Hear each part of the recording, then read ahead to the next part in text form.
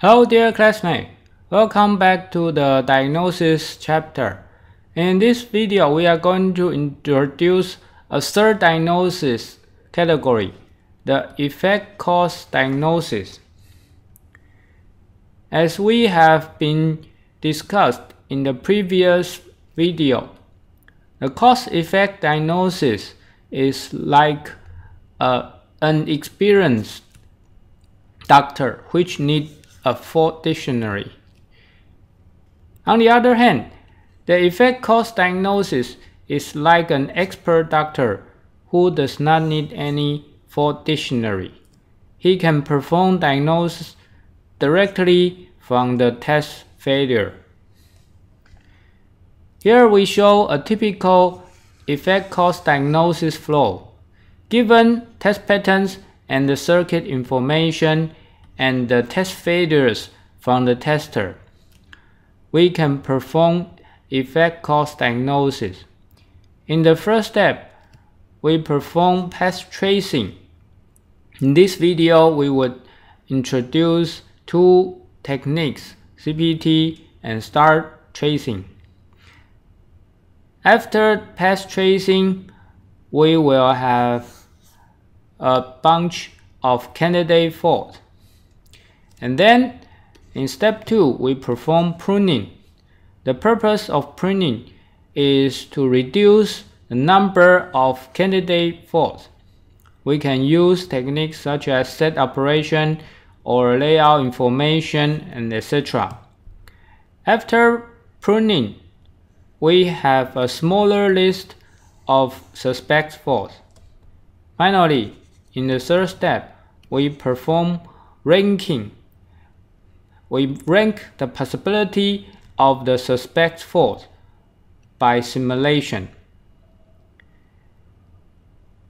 And then we will have a list of ranked suspect faults. Now, let's show two techniques of path tracing. First, we will begin with CPT. The concept of critical path has been introduced in chapter 5. A signal X is a critical signal. When X value change causes some primary output value to change. For example, given a single AND gate, when the gate output is critical, we have three possible cases. Case number 1, if all gate inputs are non-controlling value. For example, in this case, both inputs are 1. Then they are all critical signals. Because if we change any input to 0, the output will be changed to 0. For case 2, if only one gate input is controlling, then it is critical. For example, in this case, 0 is critical. When we flip 0 to 1, the output will be flipped to 1. On the other hand, 1 is not critical, because when we flip 1 to 0, the output will not be changed. In the third case, when both inputs are controlling value, then none of the input is critical. Now we can perform critical path tracing based on the previous concept. Starting from one output, G, we can decide F is critical because it is a controlling value. And we can recursively trace the AND gate because both A and B are non-controlling, so they are both critical signals. So the CPT algorithm can be written in this simple recursive form. For each gate input G of a circuit node O, if G is a critical signal, then we recursively perform CPT on G. This is a linear time algorithm, and we need only logic simulation. We don't need any fault simulation. After the CPT is done, we found there are 4 critical signals in this circuit, A, B, F, G. So CPT is a very good algorithm for diagnosis. Given a circuit starting from a failing output, we can perform CPT, and the critical signals are our candidate fault sites. The stock values are opposite to their good logic values. For example, in this circuit, we can have 4 candidate faults, which are G stuck at 0, F stuck at 0, A stuck at 0, and B stuck at 0. We have a theorem here. Assume there is only one single stuck at 4 in the fan-out free cone FFC.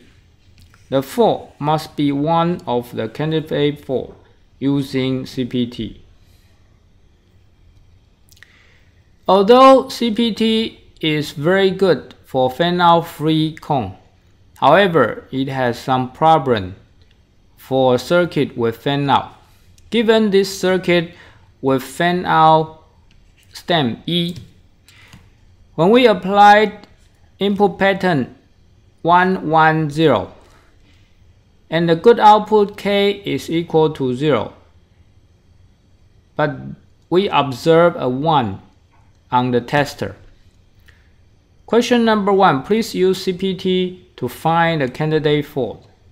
And question number 2, how do you know whether the fan-out stem E is critical or not? Please now pause the video and work on the quiz. Okay, have you finished? We start critical path tracing from K, and we trace to H, and then to A and L. Now we know that signal L is critical. However, F is non-critical. So we cannot decide whether E is critical or not critical. Actually, the only way we know that stem E is critical or not is by fault simulation. If we flip E to 0, then L will be changed to 0 and H will be changed to 0. At the same time, F is 0, J will be changed to 1. In this case, K is still not changed. So E is non-critical. So CPT cannot decide the criticality of a fan-out stem. This is a big problem. Actually, there are 4 cases for a fan-out stem. We can have a critical fan-out branch, but the stem is non-critical. Or we can have a non-critical fan-out branch, but the stem is critical. We can have both critical branches, but the stem is non-critical. What is worse, we can have 2 non-critical branches, but the stem is critical. Here we show an example for case 4. This is called the multiple path sensitization. Suppose we have a stuck at 0 at fan-out stem. Both branches can be flipped to 0, and both signals here are 1, and the output would be changed. This is called multiple path sensitization because we have 2 paths that are changed at the same time by default. However, if we use critical path tracing, since both inputs are 0 controlling value, So we are not going to trace any one of the input. So how are we going to handle this case? Case 4 is very bad for our diagnosis. Now we will introduce the star tracing algorithm, which can handle the fan-out problem. A star signal means that it can be a candidate fault site. When a gate output is starred, we have 3 cases. If both gate inputs are non-controlling value, then they are all starred. In the second case, if only one gate input is controlling, then it is starred. Now, in the third case, if both inputs are controlling, we will randomly select one input to be starred. This is different from the previous CPT algorithm. For a fan-out stem and branch, when any fan-out branch is starred, the fan-out stem is starred. Otherwise, the fan-out stem is not starred. We can use the star tracing algorithm for diagnosis. We can run star tracing for each failing output. For example, given this multiple path sensitization case, suppose that the output failed the test. So we can start star tracing from this output. Since both inputs are controlling, we can randomly select one. Suppose we select the upper input, so this one is starred. For this NAND gate, because both inputs are non-controlling, so both inputs are starred. For this fan-out stem and the branch, since this branch is starred, so the fan-out stem is starred. Totally, we have 5 starred signals. So we can write this star tracing in a simple recursive algorithm, which is very similar to the CPT algorithm. For each gate input, we check if G is starred. If it is starred, then we recursively trace this gate input until we hit the primary input. After this star tracing is done, all the star signals are candidate fault sites, and their stuck-up values are opposite to their good logic value. So again, for this example, we have 5 candidate faults, and their stuck values are shown in the picture. Since the star tracing is random, we can run this star tracing multiple times for a pattern, and each time we can result in different candidate faults. For the same circuit and same pattern, suppose we run the star tracing again, and this time we select the lower input. So we again have 5 candidate faults. Although they are different from the previous star tracing, but notice that the fan-out stem is still one of the candidates. So we have a theorem here. Assume there is only one single stuck-up fault in the circuit. The fault must be one of the candidate faults using star tracing. The proof of this theorem is left for you as an exercise. Now let's do star tracing for a larger circuit. Suppose we applied a test pattern to this circuit, and the good output Z should be 1, but on the tester we observe a 0. So now we start tracing from this output Z. Because both inputs are controlling, so we randomly select the upper input R2. For this Fanout stem, because R2 is start, so stem R is start. Now, for this NAND gate, because both inputs are non-controlling, so both are start. For this Fanout stem, because Q1 is start, so Q is start. Finally, for this NAND gate, because we have only one controlling value, so D is start. After start tracing, we have 7 candidate faults, which are listed here. Now it's time for you to work on this exercise. Given the same circuit, and we now change the pattern. C is now changed from 1 to 0. Suppose that on the tester, we have two failing outputs. Y and Z are both failing output.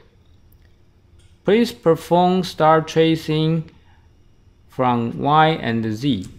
Question number 1. Which signals are start? And what are the candidate faults? When you perform random selection, please select input P and input C. Now please pause the video and work on this quiz. Okay, are you done? Here is our answer. Starting from output Y, this is start, and R1 is controlling, so R1 is start. Stem R is start. Both B and Q1 are non-controlling, so they are both start. And then we trace all the way back to input C. Again, starting from output Z, we select the lower input P, and we select both Q2 and E.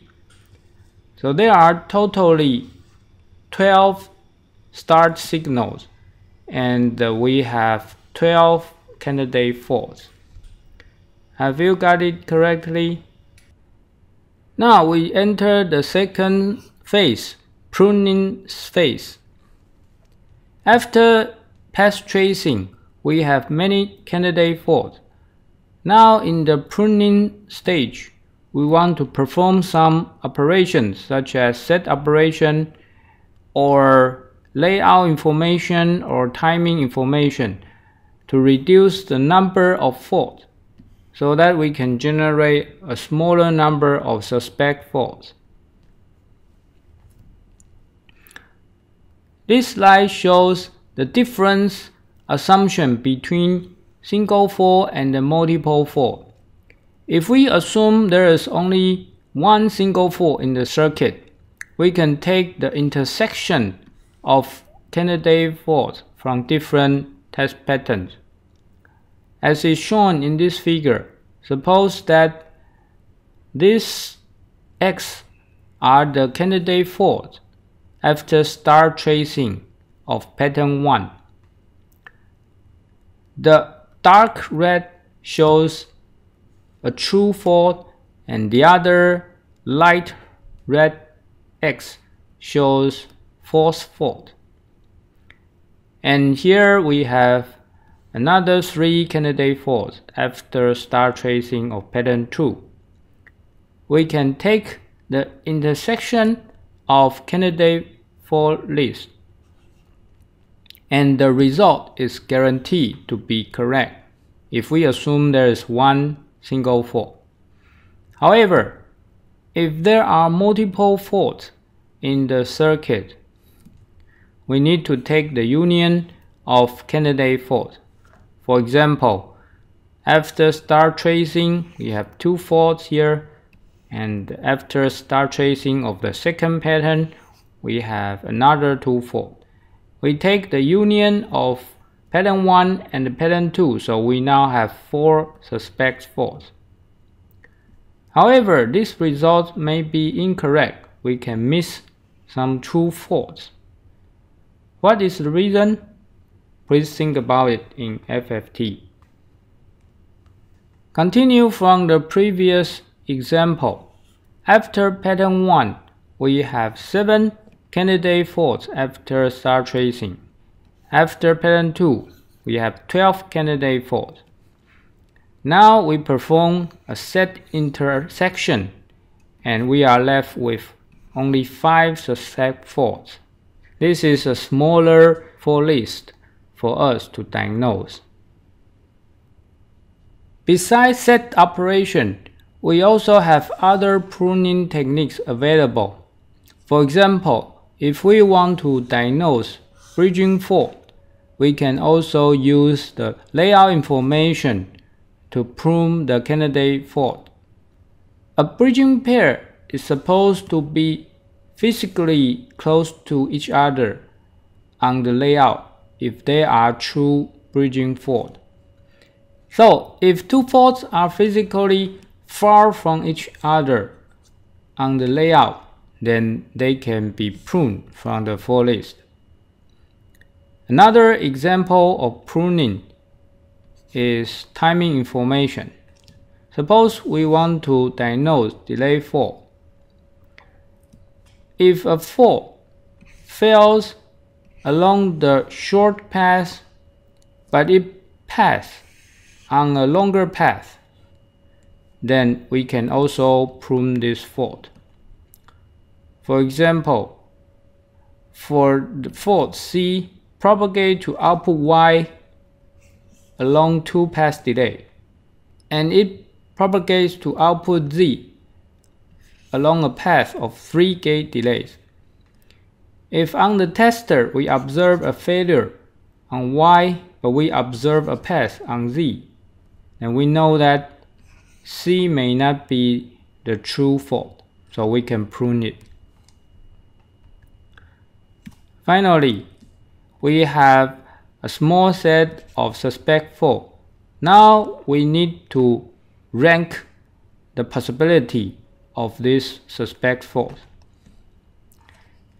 In the third stage, we run fault simulation to rank the possibility of suspect fault. Continue from the previous example. We have 5 suspect faults. We can run fault simulation using these 2 patterns. Here in this table, we list these faults. X represents a failing output. For Z stuck at 0 fault, we would fail pattern 1 and pattern 2 on output Z. So for this fault, we have 2 test fail, simulation fail. But there is 1 TFSP here.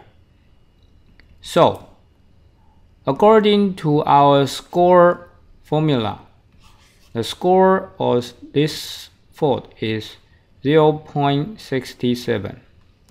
We can do the same thing for all the 5 suspect faults. And then we will find out that Q stuck at 0 fault has 3 TFSF, so the score is highest. So we rank this fault as the top number 1, the most likely fault. And the other 2 faults are ranked number 2. In summary, in this video we introduce the effect cause diagnosis where no dictionary is needed, and it is the most effective diagnosis nowadays. A typical flow would include the path tracing stage, pruning stage, and the ranking stage. We also introduce the star tracing algorithm, which is a very fast algorithm. It does not require fault simulation, and it is guaranteed to be correct if there is only one single fault in the circuit. It can handle multiple fast sensitization problems. Before we end this video, we have some FFT for you. Question number 1. We mentioned that 4 cases are all possible for critical path tracing. We already give an example for case 4. Can you give me examples for the other 3 cases? And can we handle them by star tracing? Question number 2. We have shown this theorem in our video. Now please prove this theorem to be correct. Question number 3. For multiple fault, we mentioned that we can take the union of candidate fault list, but the result may not be correct. So please tell me why we cannot guarantee to find all the multiple faults using the star tracing. Thank you for watching.